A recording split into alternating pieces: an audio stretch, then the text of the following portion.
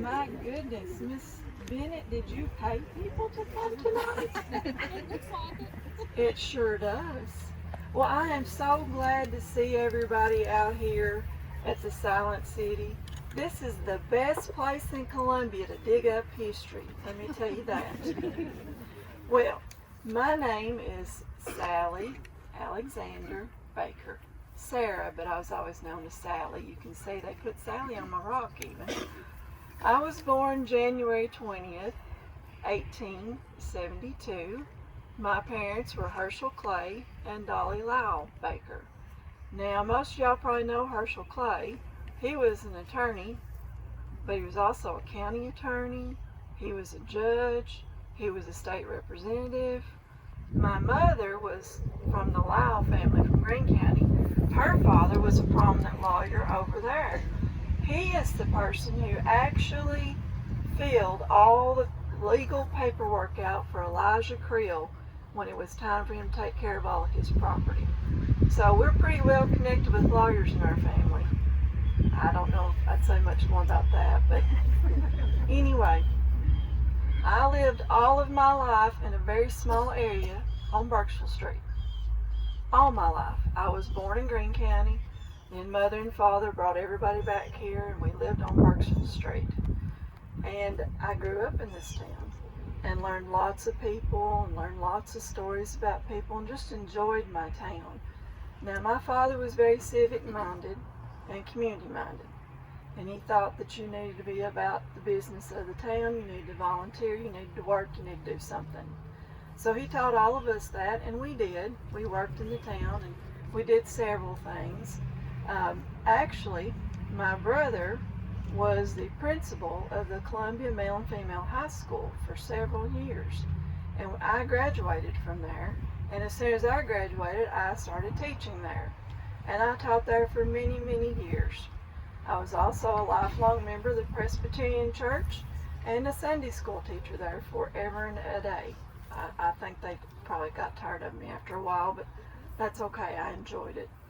I love to do art, and I love music, and I love to play bridge.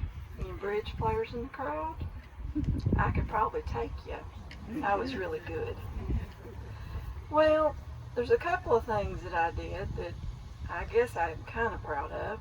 I was a charter member of the Columbia Women's Club. Now that club went for years and years and years, and I think just not too long ago it probably kind of dissolved. But that's okay. They did a lot of work in this town, and I'm very proud of all the work that they've done over the years. The other thing is I was regent and a charter member of the Jane Lambton chapter of the DAR. And we've got some DAR women in this crowd, don't we? We got a few. There we go. I think they're all on this side. Glad to see you women still going. That's awesome. And I'm very proud that I was a charter member of that group, and we did a lot of work. In fact, there is a monument on the courthouse square on Berkshire Street side. There's a monument to the Revolutionary War soldiers, and we had that monument put up, I believe, in 1942. And I think that was something that we were all proud of and are still proud of. We're proud of our service people, and we're proud of everything they've done, and we don't ever want to forget. So I think that's important, especially for the Jane Lambton chapter, and I'm so glad to see you ladies still out here working. Well, my mother died in 1904, and I think that's when my calling actually came to be, because I started taking care of the household. I started taking care of my father, and we had company at our house on Berkshire Street all the time. We would have people from Knoxville to come up, cousins from Campbellsville and Danville, Greene County. We always had people at our house, and I loved it. I loved to cook, and I loved to host, and my father loved that too. And I did take care of the household, and I was honored, and I considered it a privilege that I got to take care of my father in his last years. I kept him at home, and he died in 1934 at our house on Berkshire Street. He didn't have to go anywhere. I took care of him. Now, about 1944, there was a flu outbreak that happened around here, And I really thought that's when I was going to get called home, because I about didn't make it. If it hadn't been for my sister Mamie who came up from Knoxville, I probably wouldn't have made it. But she nursed me back to health after several weeks. Took me months to get over that. Kind of like y'all have a long time getting over this COVID thing that's going around or been around. Well, the flu was pretty bad too. Anyway, I got over that. I kept doing my work. I enjoyed my work. I enjoyed my church. I enjoyed doing all the things in the town.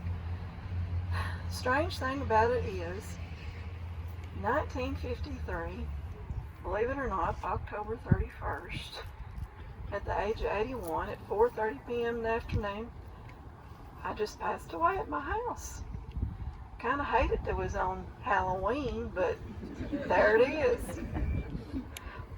Oh, well, I have got to go because they have just called me. We're getting ready to have a choir singing up there.